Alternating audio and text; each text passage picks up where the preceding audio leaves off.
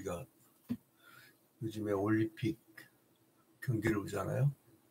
근데 우리나라 양궁 선수가 여자 단체전은 10연패. 그러니까 40년 동안을 1등을 했다는 거죠. 여자 단체전, 남자 단체전, 남녀 혼성, 그리고 어제는 드디어 그 양궁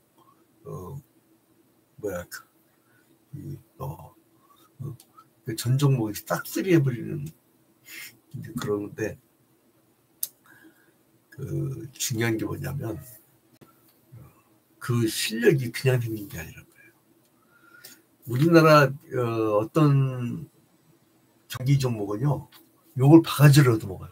그 이유가 뭐냐면 감독 선발 과정이나 선수 선발 과정이 티격치 못해.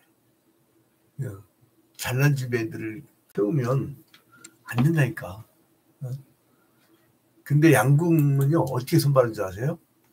학연, 지연, 혈연, 지가 잘난 집안 다 필요 없어.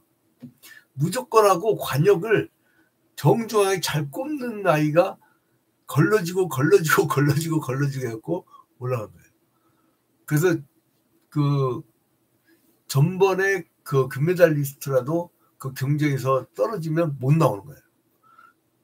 그러니까 그게 간단한 객관적인 데이터잖아요. 근데 이제 그러한 그 객관적 데이터를 가지고 하면 되는데 그렇게 안 해. 그래서 이제 우리 오늘 전도서 9장에서 얘기하려고 하는 게 뭐냐면, 그 있잖아, 이 선과 악이 혼지되는데 어떤 놈이 악인지 몰라. 이 사람 뭐냐면 의인과 선의를요, 의인과 악인을 대별을 할 때 이 의인을 지혜론자라고 해요. 지혜론자. 악인을 무지한 자라고 해요. 뭐에 대한 무지예요? 세상에 수학 영어 그게 아니에요. 하나님에 대한 무지, 하나님을 아는 지식. 근데 이거를 가지고 구별을 하는데, 근데 이게 둘 다 마찬가지로 세상이 끝나면 다 허망하다 이거예요. 자, 1절에 보니까 이 모든 것을 내가 내 마음에 두고 이 모든 것을 살펴본즉 의인들이나 지혜자들이나, 그러니까 의인들이나 지혜자들이나 그들의 행위나 모두 다 하나님의 손 안에 있으니, 그러니까 이 사람들의 인생의 특징이 뭐냐면 하나님의 손 안에 있다. 하나님의 손. 하나님이 인도하시는 대로. 여러분 지금 살고 있는 집이 여러분 어렸을 때 초등학교 때 꿈꾸던 집이에요? 인생이란 게 여러분 누군가가 이렇게 인도한다는 걸 못 느끼세요? 어떤 사람들은 자기가 살아왔다고 그래. 자기가 한다고 그래. 근데 그러면 그 자기가 죽었어? 자기가 죽었냐고. 이 사람들이랑 참 어리석은 거예요. 다 자기가 한다고 생각해. 죽는 것도 지 맘대로 못 하잖아. 몇 년 며칠 별세할 건지 먼저 얘기를 해보세요. 자, 근데 아무튼 하나님 손 안에 있으니 사랑을 받을는지 미움을 받을는지 사람이 알지 못하는 것은 모두 그들의 미래의 일들 이름이니라. 그 사람들은 미래야, 미래. 늘 이 아우구스티누스의 신의 도성에 있었던 그 시간 개념을 얘기했듯이 하나님의 시간은 동시적이라고 했죠. 하나님 나라의 시간은 동시적. 그래서 하나님 나라는 항상 현재밖에 없다고 했잖아요. 그리고 세상 나라는 평면적이라고 했잖아요. 평면적. 그래서 과거, 현재, 미래. 그러니까 우리가 볼 때는 미래인데 하나님의 눈으로 볼 때는 현재야. 그러니까 시각이 다른 거예요. 하나님하고 시각하고 우리 시각이. 니들 그러다가 멸망당한다는 것은 선포를 해. 므낫세 남유다 왕 때 므낫세 왕이 범죄를 저지르니까 너희들은 바벨론의 포로로 끌려가서 너희들은 멸망당하리라. 하나님은 얘기를 하는데 그거를 현재처럼 보는 거예요. 그러니까 우리가 지금 오늘 주일 성수를 하고 하나님께 의롭게 서는 것과 그 질성스러워 멸시하고 하나님을 알지 못하고 멀리 떠난 것, 이 차이가 아무것도 아닌 것 같은데 하나님은 그 결과를 보고 계신 거예요. 저게 지옥에 갈 놈인지 저게 천국에 갈 놈인지 이걸 알고 있는 거예요. 근데 이 사람이란 게요, 모두 다 똑같다는 거예요. 운명이. 여러분 신앙 좋은 사람은 죽어서 시체가 막 아주 거룩하게 썩습니까? 똑같이 부디가고 두글두글하지. 내 죽은 여동생 그 이장을 할 때 20여 년 지나고 나서 이렇게 가보니까요, 다 없어. 살은 아예 없어 보여. 그러니까 이 뼈저리가 거의 양상하게. 그러니까 우리도 그럴 거야. 우리도. 나는 그 미래를 보는 것 같아. 아니 뭐 이거 뭐 아무리 갖고 봐야 여기다가 막 젊은 날에 화장, 중년 때는 뭐 변장, 뭐 노인 때 환장 그런다는데 그거 좀 제발 노인 멸시 그런 농담 하지 마세요. 이 감성은 똑같대요. 그래서 할머니들도 코너 싸지면 아이고 이쁘다 하면서 잘 입는데요. 할머니라고 막 싸구려 사다 주고 그러지 마요. 비싸고 좋은 걸 사다 줘요. 어버이날 때. 근데 아무튼 2절에 보니까 모든 사람에게 임하는 그 모든 것이 일반이라. 의인과 악인, 선한 자와 깨끗한 자, 그리고 깨끗하지 아니한 자, 제사를 드린 자와 제사를 드리지 아니한 자, 이걸 이렇게 얘기하죠. 그러니까 이걸 의인과 악인을 그 지혜자와 그 무지자라고 있잖아요. 근데 이거를 깨끗한 자와 깨끗이 못한 자 이렇게 대별을 하죠. 그 다음에 이거를 제사를 드린 자와, 제사는 오늘날의 예배죠. 예배. 제사를 드린 자와 제사를 드리지 않는 자, 이렇게 딱 대별을 하죠. 그러니까 오늘날 그 악인과 무지와 그 깨끗하지 못하고 더러운 것은 뭐와 통하냐? 예배를 하지 않는 자와 통한다는 거예요. 그러니까 하나님의 창조 질서를 귀히 여기지 않고 마음껏 그냥 헤쳐버리는 거예요. 그러니까 여러분, 이 세상이 다 이런 두 계통이 다 똑같다는 거예요. 똑같이 간다 이거예요. 똑같이 간다. 이런 일들이 못 일반인이 선인과 죄인, 이제 여기 드디어 이거를 선인과 죄인으로 나누죠. 선인과 죄인 이렇게 나누죠. 이거를 평행법 대구법이라고 그래요. 평행법 대구법. 그러니까 이제 개별시킨다는 거죠. 양쪽으로. 선인과 악인 이렇게 양쪽으로. 그래서 뭐냐면 선인과 죄인, 맹세하는 자와 맹세하기를 무수하는 자가 일반이로다. 다 똑같아요. 이 사람들은 그 맹세하는 거죠. 내가 정말 그 죄로부터 벗어나서 깨끗하게 살겠습니다. 이 사람들은 약속을 못해. 맹세하지 않는다는 거예요. 언어가 돼 있지 않다는 거죠. 그래서 3절에 보니까 모든 사람이 결국은 일반이라. 이것은 해 아래에서 행하시는 모든 일 중에 악한 것이니 곧 인생의 마음에는 악이 가득하여 그들의 평생에 미친 마음을 품고 있다가 후에는 죽은 자들에게로 돌아간 것이라. 악이 가득하대요. 여러분, 사람들이 모여서 여러분 잘 되어지면 뭘 합니까? 전쟁이에요. 힘 있는 나라들 특징이 뭐예요? 무기가 많아요. 그 무기를 계속 찍어내야 되잖아. 그 무기 찍어내면요, 그 회사가 생겨요. 그럼 그 회사는요, 그 물건 안 팔리면 망해요. 그럼 뭐 어떻게 돼요? 무기는 뭐예요? 살상하는 거 아니야? 전쟁이 나야 돼. 그래서 어디 막 우크라이나가 됐든 뭐 팔레스타인인데, 여러분 팔레스타인이 벌써 그 강원도보다 더 작은 땅이야. 거의 벌써 끝났다고. 왜 이렇게 몇 년짜리 질질 끌어요? 재래식물 다 팔아야 되니까. 각국 막 우크라이나 어디 막 각국에서 막 무기를 막 갖다 팔잖아. 세려. 외상으로 막 갖다 주고. 바겐세라는 거, 바겐세. 그게 여러분 그게 제정신들입니까 지금? 그 러시아 푸틴도 지금 바겐세라는 거고, 우크라이나를 중심으로 나토도 바겐세라는 거야. 그러니까 이게 그러니까 제1차 세계대전 아시죠? 그 배후에서 유대교인들이 그 무기 장사의 그 금융 사업의 최고 같은 사람들. 그러니까 2차 세계대전 사람 세계로부터 미움받아가지고 그렇게 히틀러가 그렇게 핍박했던 거잖아요. 근데 히틀러도 악마지. 그러니까 어떻게 사람 600만 명이나 죽여요. 홀로코스트. 그건 더 악한 마귀니까 내가 볼 때는 마귀가 마귀 같은 존재들을 하고 싸운 게 2차 세계대전이야. 그게 제정신들입니까, 그게? 왜 죽이냐고. 나는 그 기록을 보다 깜짝 놀랐는데, 휴메니티라고 하는 책이 있어요. 글로버가 지은 책인데, 사회윤리학에서 굉장히 필독서 같은 책인데, 그 사람이 쓴 책에 보니까요, 2차 세계대전 때 프랑스하고 독일군이 싸우는데, 불과 1m를 두고, 뭐 수만 명의 젊은이들이 죽었대. 그 1km 차지하려고. 그럼 지금 가보면 거기서 왜 총싸움질하고 싸웠는지 아무 적이 없어요. 근데 앞으로 전쟁이 또 날 겁니다. 왜요? 무기 공장이 있으니까.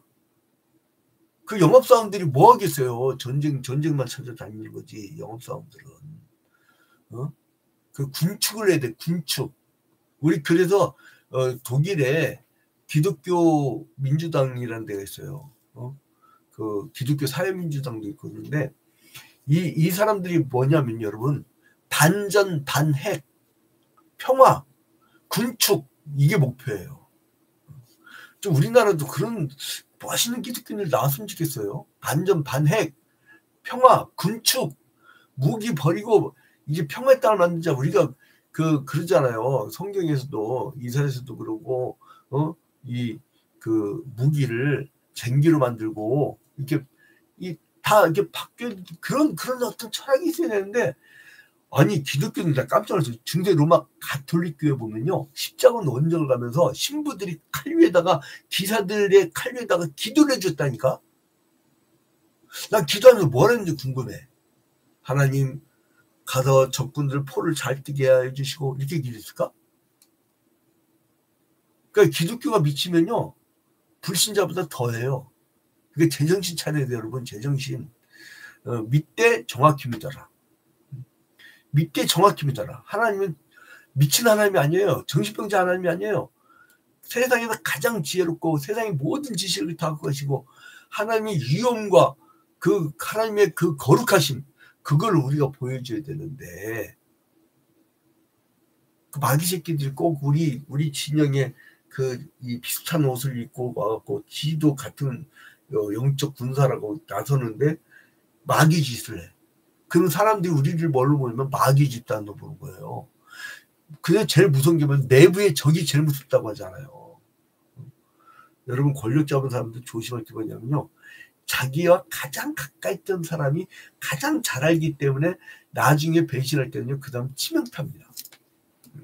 그래서 가장 가까운 사람하고는 불가금 불가원이에요. 저희 아버님이 그러더라고요. 그 아버지 목사님이 교계 큰 정치를 했었는데 연합교 일치운동. 난 또 이제 언론계니까 다 그 사람들도 만나잖아요.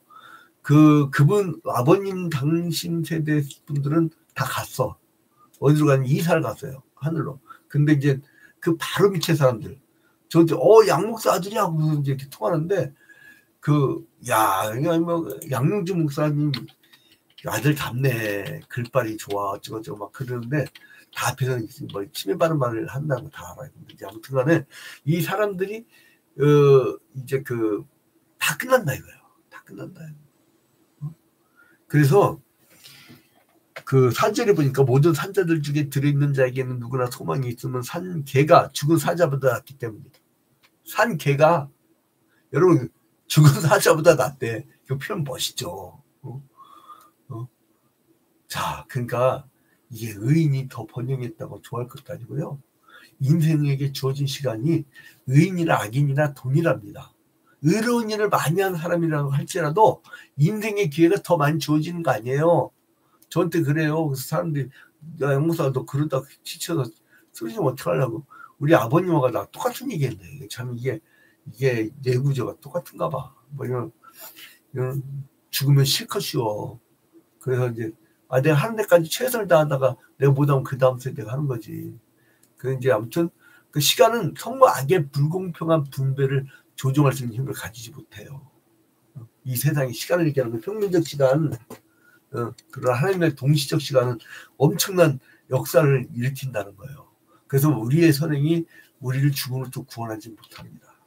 그래서 사람들이 그러죠. 아, 옆에 있는 개똥이 아버지가 이 옆교에 있는 집사보다 훨씬 더 의롭게 사는데, 더 착하게 사는데, 그러는데 그 선행이 죽음으로부터 구원을 못한다니까.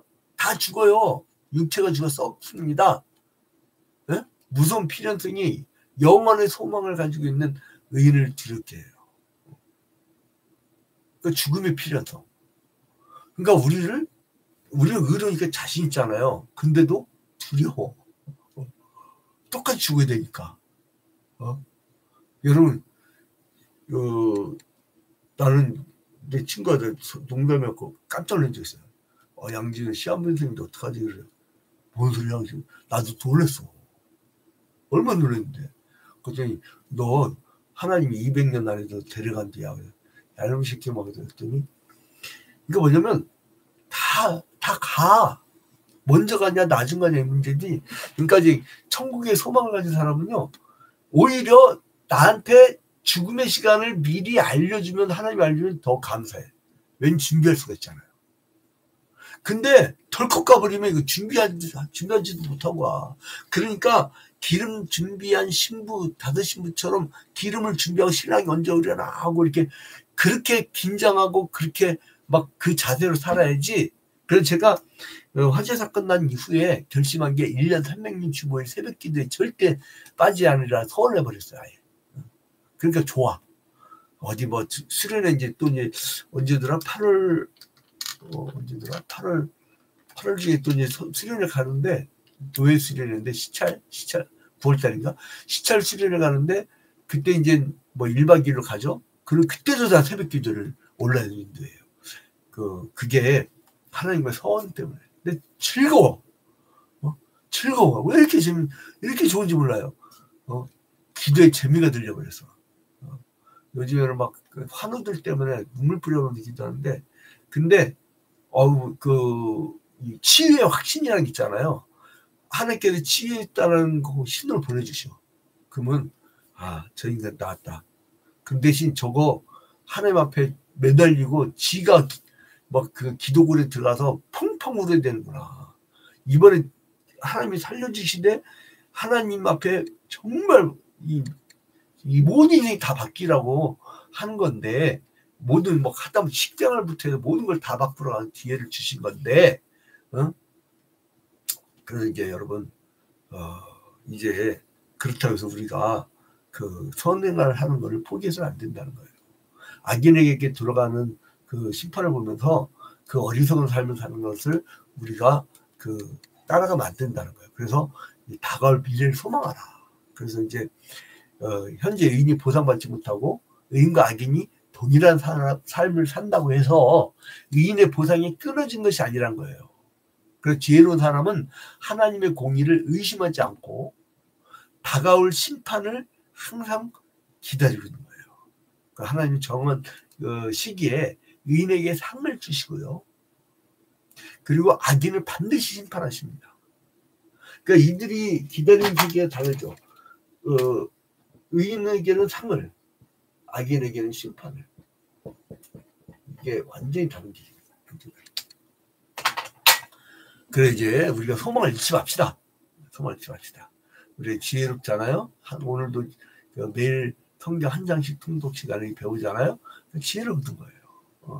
그러니까 여러분, 의인과 악인이 동일하게 끝나더라도 영원한 세상으로 갈 때는 완전히 다르다. 결론 맺겠습니다. 전도자는 이제 1인칭 단수의 표현을 사용해서요. 자, 여기서 특징 뭐예요? 내가, 너는. 그래서 I and you 이렇게 1인칭 단수의 표현을 쓰면서 하나님의 섭리가 대단히 홈에다한 것을 말합니다. 그러니까 의인과 악인이 아무런 구별 없이 동일하게 무덤에 들어가지만은 그것도 신비중이십니다. 제사와 선을 행하지 않는 세속적인 사람들이 하나님을 경외하는 의인들과 동일한 취급을 받을 수 있는 것은 왜 그럴까? 그래서 이제 이것을 곡해가지고 야, 네 나라는 다 죽어. 그래서 죽으면 그만이야. 맹목적 결정론으로 해석할 수도 있는데 그건 아니란 거예요. 여러분, 그러니까 우리가 여기서 그 의도를 잘 알아야 되는데, 그 하나님의 그 절대적 주권은 우리가 다 알 수가 없다는 거예요. 그러니까 우리가 판단하지 말고 수용해라. 그게 믿음이에요, 여러분. 판단하는 게 믿음이 없는 거고 수용하는 게 믿음이 있는 거예요. 그리고 예수님이 왜 괜히 판단하지 말라고 했어요? 그 문제 만들려는 게 아니에요. 여러분, 판단하면 어떻게 삽니까? 판단을 해야지. 지금 이 판단은 뭐냐면 하나님에 대해서 판단하는 거야. 세상 나가서 살 때는 잘 판단해야 돼요, 여러분. 하나님에 대해서 판단을 잘못해버리면 이거는 불순종보다 더합니다. 그래서 수용해라. 그게 믿음이에요. 수용하는 거. 전도자는 결코 비관주의나 니힐리즘에 빠져갖고 막 그 탄식하는 게 아니에요. 그래서 그 인간의 이해가 그 절대적일 수 없다. 왜 인간이 다 죽고 이러느냐. 우리는 죄덩어리인 것이 끝나니까 축복인데 그 비신자들은 이 죄덩어리라도 끝까지 갖고 가고 싶어가지고 그게 슬픔이 되는 거죠. 그래서 이제 하나님의 절대적 주권을 인정합시다. 하나님이 하십니다. 하나님이 이끄십니다. 하나님이 붙잡고 계십니다. 우리가 여러분 이제 중병 걸린 분들 제가 며칠 전에 손을 얹고 자기 환부에다가 손을 대고 기도하라고 했죠. 그 강렬하게. 그리고 옛날에 안찰기도 그 환부에 되는데 요즘에는요 여성들 몸에 손댔다면 큰일 납니다. 그 제가 안식기도 할 때 붙이지도 않아요. 살짝 됩니다. 살짝. 가죽 같으면 팍 붙이는데 가죽 같으면 근데 이제 이게 살짝. 그래서 요즘엔 전통 안수 기도만 해야 돼요. 어디 가서요, 여러분, 그 막 몸 더듬으면서 기도하는데 2단 사이비 같은데 잘못 가면 큰일 납니다. 그러니까 아무튼, 그래도 왜 안수 기도를 하느냐? 이 손길을 통해서 주님이 역사하실 것이라는 걸 믿고 기도하니까. 그리고 가시적인 게 없잖아. 여러분, 목회자한테 안수 기도 해주세요. 왜 그럽니까? 가시적인 게 없잖아. 무슨 통로를 가시는 게 뭔가 가시적인 걸 만든 것 뿐이지 목회자 능력이 아닙니다. 성령의 능력이에요. 성령이 하시는 거예요. 우린 도구일 뿐이에요. 그러니까 그 목회자를 신비롭게 보지 마시고 하나님을 신비롭게 봐야 되는 거예요. 그래서 하나님의 절대적 주권을 믿고 살면 오늘 힘 있는 하루가 될 줄로 믿습니다.